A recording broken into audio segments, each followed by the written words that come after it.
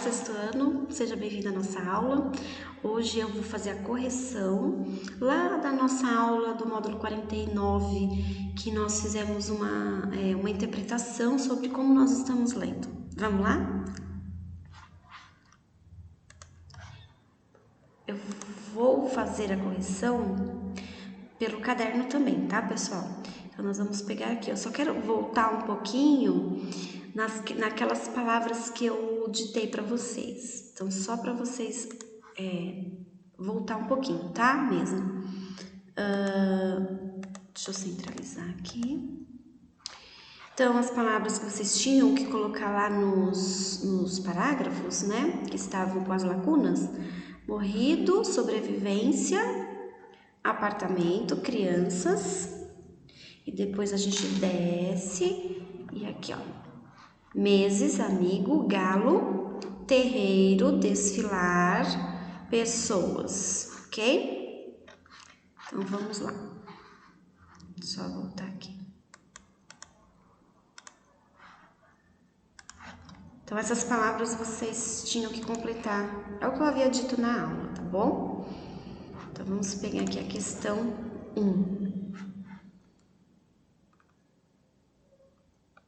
É o quadro. Deixa eu só centralizar aqui. Então, o quadro, lembra que eu falei do parágrafo? Esse sinalzinho aqui refere-se a parágrafo, tá? Então, do primeiro ao segundo parágrafo, a nossa introdução. Então, temos a sugestão adoção de um pinto esquisito. Primeira casa de Pio, tá? É o que eles contam lá no primeiro parágrafo e no segundo. Depois, do terceiro ao quinto, do sexto ao nono. Extradição de Pio, segunda casa de Pio, um galo neurótico, na horta de Rubem Braga, terceira casa de Pio. E no final, não precisa colocar os parágrafos, do galinheiro para a panela. Então, essa é a nossa correção. Quem colocou 1 ou 2, não tem problema, tá bom? Então, vamos lá para a segunda questão.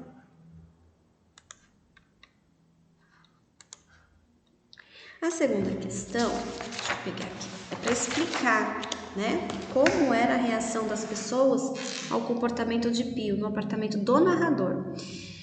Então, a reação das pessoas era de simpatia e mesmo de admiração pelo pintinho esquisito que preferia viver entre os humanos. O narrador utiliza a palavra prestígio e afirma que Pio era tratado também como gente. Na questão 3... temos A e B, né? Então, formule uma hipótese. Então, hipótese é uma ideia, tá? Então, o significado próprio do substantivo é entrega de uma pessoa ao seu país de origem, onde ele será julgada pelos tribunais. Então, extradição é isso, tá? Explique a barganha feita pelo narrador com seus filhos. Então, o narrador barganhou a entrada de uma nova mascote, um cachorrinho, pela desistência ou extradição da primeira, que era o pintinho. Questão 4. Vamos lá, pegar aqui. Questão 4. Qual o sentido da expressão queria resistível? Então, a primeira é: achava que ninguém resistia a ela, né? Achava que todos ficavam encantados, fascinados por ela. E na B, fazendeiro do ar. É uma referência ao fato do autor Rubem Braga cultivar um pomar na cobertura de um prédio onde ele morava. Então, vamos aqui, a quinta questão. Então, a quinta questão refere-se, no final do oitavo, né, nós temos que dizer a atitude com base na frase do parágrafo anterior. Então, no quinto parágrafo, o narrador afirma que Pio nunca tinha visto na vida outro ser galináceo. A atitude, portanto, foi uma tentativa de curar a neurose de Pio, mostrando-lhe na imagem do espelho que ele não era um ser humano nem o único de sua espécie. Na questão 6 e na última, né, nós temos: para contar com as suas palavras o que vocês entenderam, né? Recontar, na verdade, a história.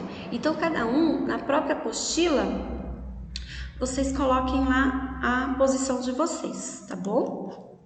E aí, no teste, nós temos aqui o teste 1.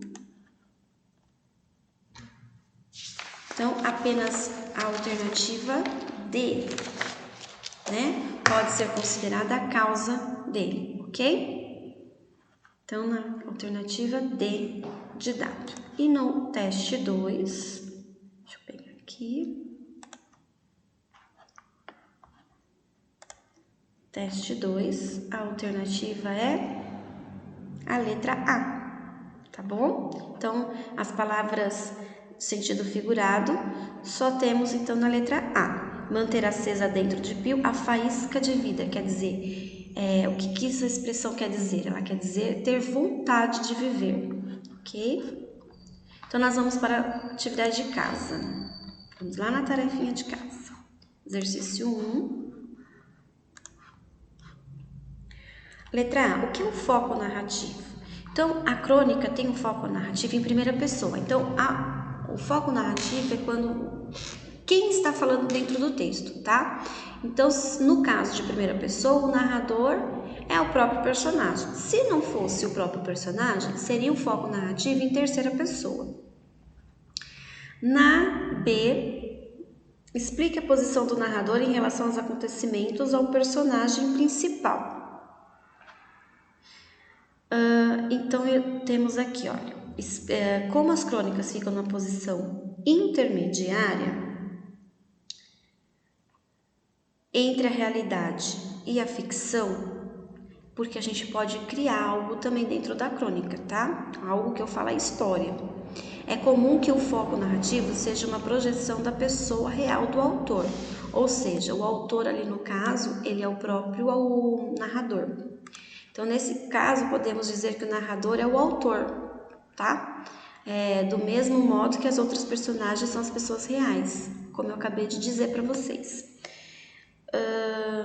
Na C, explique, encontre, né, alguns adjetivos que possam exemplificar a sua resposta. Esquisito, danado, presumido, insolente, tá? Alguns desses que vocês colocarem, não tem problema, tá certinho? Então, vamos na 2. A 2 também é uma questão aberta, né?